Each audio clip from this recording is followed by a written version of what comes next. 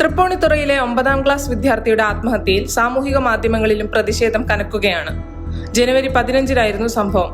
പിന്നാലെ മിഹിറിന്റെ അമ്മ പുറത്തുവിട്ട കുറിപ്പിൽ മിഹിർ പഠിച്ചിരുന്ന തിരുവാണിയൂർ ഗ്ലോബൽ പബ്ലിക് സ്കൂളിനെതിരെ ഗുരുതര ആരോപണങ്ങളാണ് ഉണ്ടായിരുന്നത്.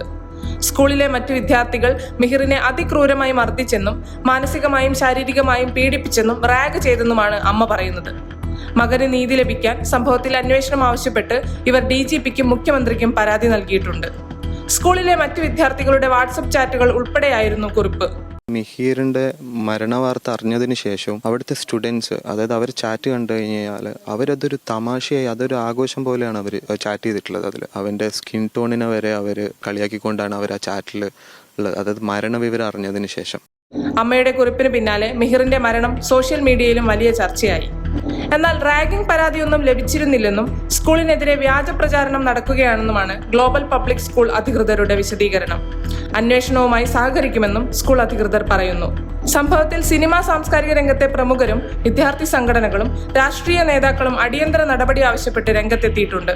നിലവിൽ കേസിൽ തൃപ്പൂണിത്തുറ പോലീസ് അന്വേഷണം ആരംഭിച്ചിട്ടുണ്ട്.